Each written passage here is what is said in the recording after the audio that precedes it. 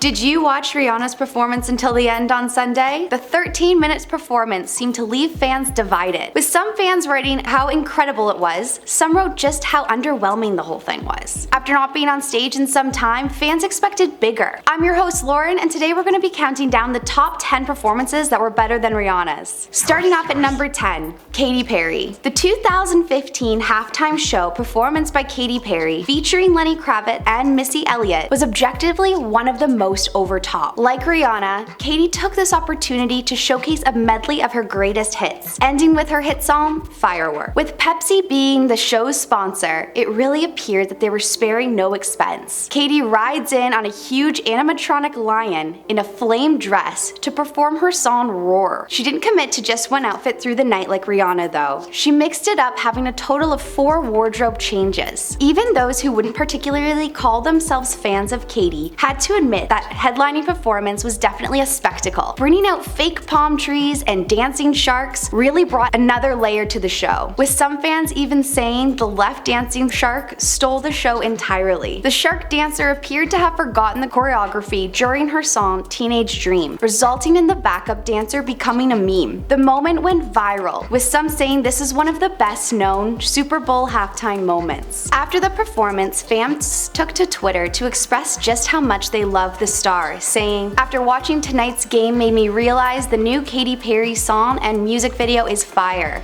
Missed her." And Katy Perry made it all worth it. When Katy discussed the show beforehand, she said, "I don't think I'm much of an expert on the game of football, but I can assure everyone in here, nothing in my performance will be deflated." And I have to say, she was absolutely right about that. Number 9, Lady Gaga. Back in 2017, Lady Gaga took to the stage to perform some of her greatest hits. Before she got to her own music, she started off by singing "God Bless America" and "This Land Is Your Land" on the roof of the stadium.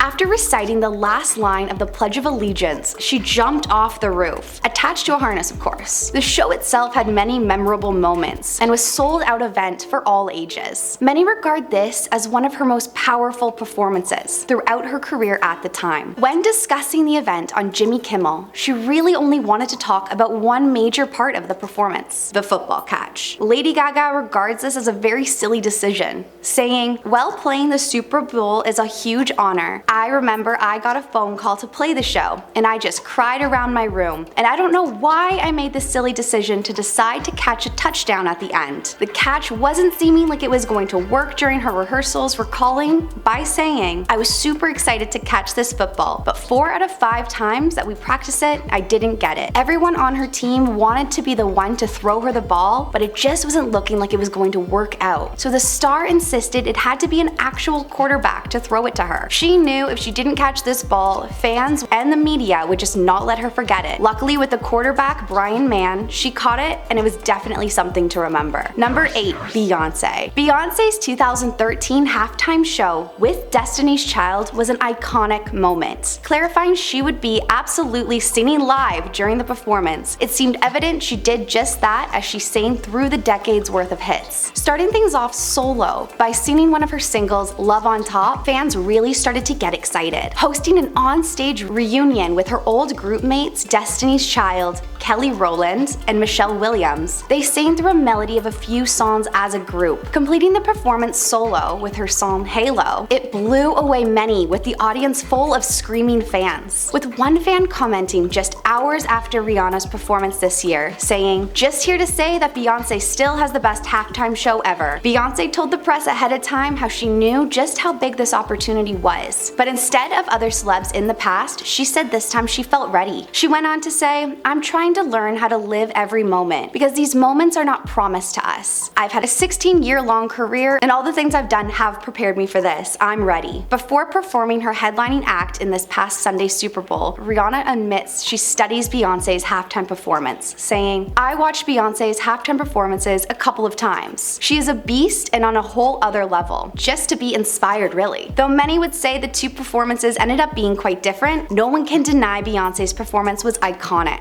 Number 7, Michael Jackson. Many call Michael Jackson's 1993 performance the one that changed the way we watch the halftime show forever. Michael performed his medley of songs, Jam, Billie Jean, Black or White, We Are the World, and Heal the World, starting off the show by standing like a statue. It was clear he wasn't going to be rushed. This performance is said to be when people realized just how profitable the halftime show could be. Typically for the singers now, the Super Bowl halftime show is a great opportunity for them to showcase their hits and really make an impact on their career. Back in the 90s, the NFL needed Michael a lot more than he needed them, setting a standard for other performers to come in after him. He performed some of his most iconic dance moves, really commanding the stage. After asking for $1 million to perform, he, like every other headliner, was not paid. But it is said he gained $40 million in exposure from just a 13-minute show. Longtime Michael Jackson dancer Travis Payne recalls the show by saying, "The difference between Michael Jackson's performance at the Super Bowl and everybody else before him was that Michael's became global. The whole world cared, not just America." Number 6, Prince. Not only did Prince put on an incredible show in 2007, but he did it in the rain. Being only nervous for his dancers with the slippery floor, he was otherwise reportedly very excited for this challenge. Allegedly also saying how he wished it could have rained harder. Definitely shows just how iconic this moment was. Even performing the song Purple Rain in the downpour was truly a perfect moment. The star even performed a guitar solo behind a huge beige sheet, leaving just his silhouette and a few sexual innuendos. Many regard this halftime show purely as peak Prince, with a few sparking criticisms about the innuendo suggested, with his silhouette calling it rude and misplaced. The compliments to the show outweighed them though, with an entertainment writer saying he delivered one of the best Super Bowl halftime shows ever. Number 5, tribute to hip-hop,